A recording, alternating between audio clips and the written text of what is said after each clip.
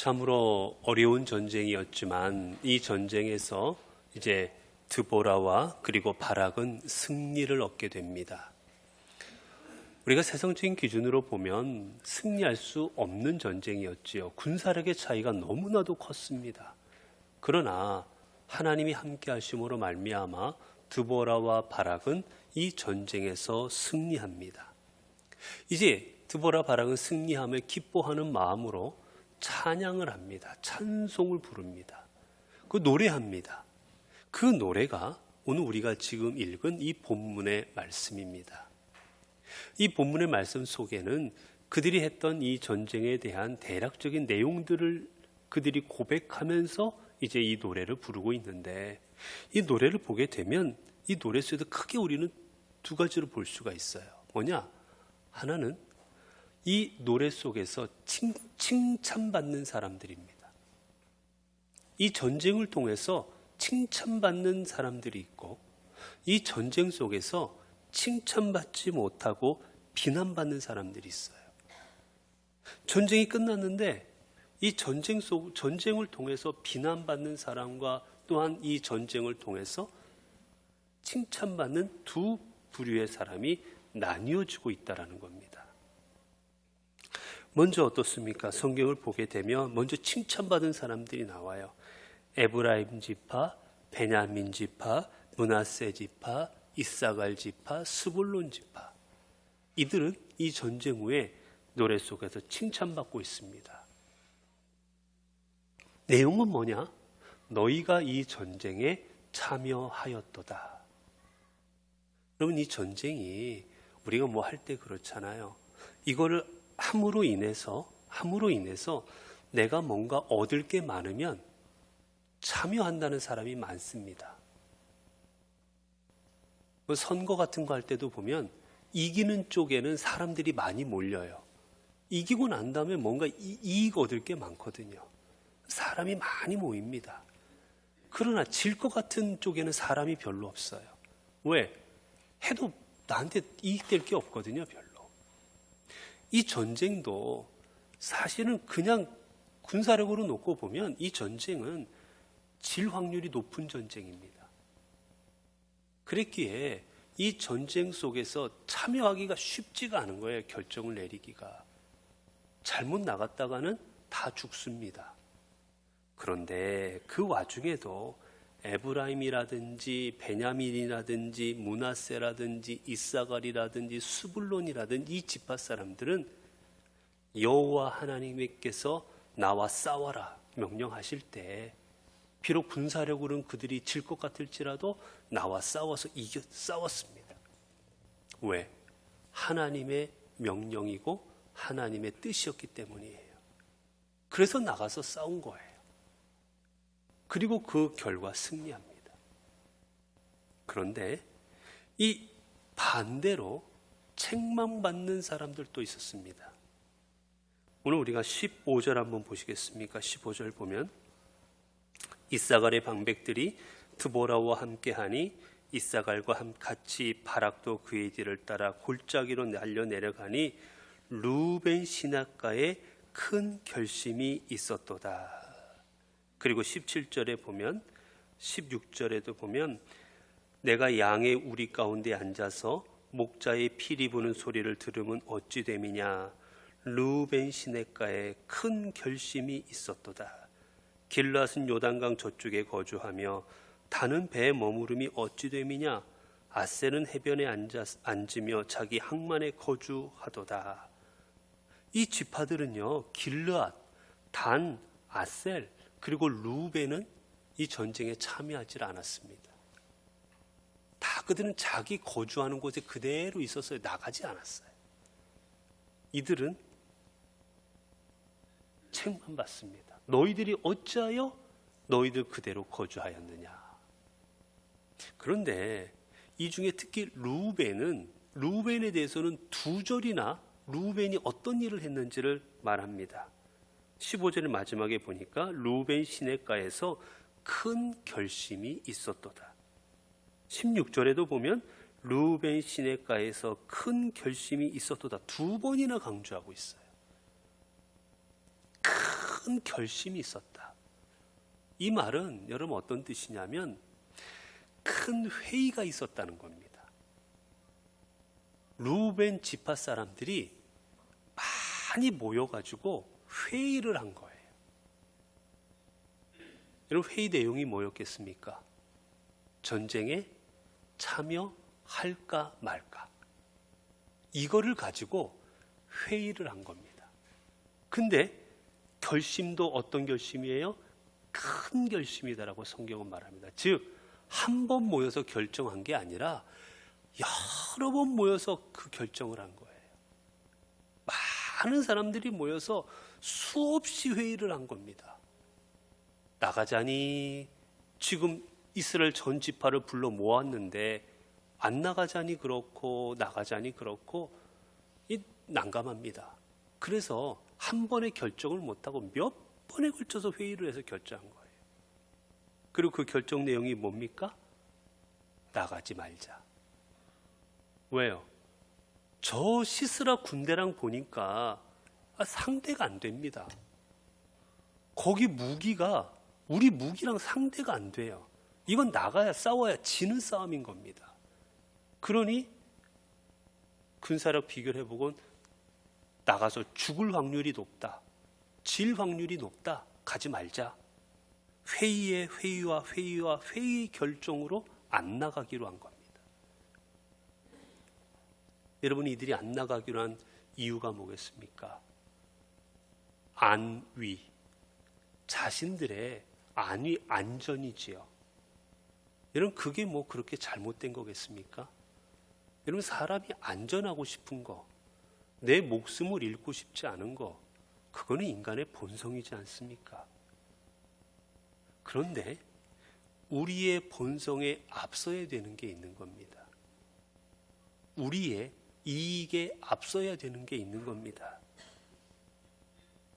이 결정 내린 거 어쩔 수 없는 결정이다라고 분명히 루벤 지파 사람들은 그렇게 했을 거예요.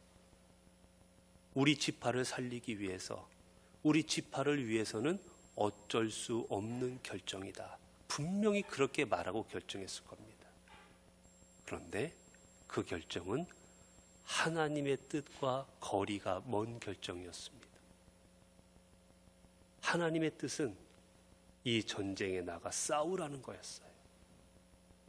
내가 너희에게 기드온이라는, 내가 너희에게 기드온이 아니라 드보라라는, 내가 너희에게 바락이라는 너희에게 지도자를 줄 것이니 이들과 함께 나가 싸워라. 비록 군사력은 너희가 저들에게 비교가 안 될지라도 내가 너희를 승리케 할 것이다. 나가 싸워라. 이게 하나님의 뜻이었습니다. 그러나 이들은 인간적인 마음으로 쟀어요. 철병과가 저기는 수백 개인데 우리는 하나도 없고, 저기는 지금 철 가지고 싸우는데 우리는 철도 없고 무기도 없고 우리는 군인도 부족하고, 이거 어떻게 싸우라는 겁니까? 못 나갑니다. 결정을 안 나갑니다. 여러분, 이들이 여러 명이 모였을 때 그 중에 똑똑한 사람이 없었겠습니까? 여러분, 그 사람들 중에 하나님의 말씀을 모르는 사람이 없었겠습니까?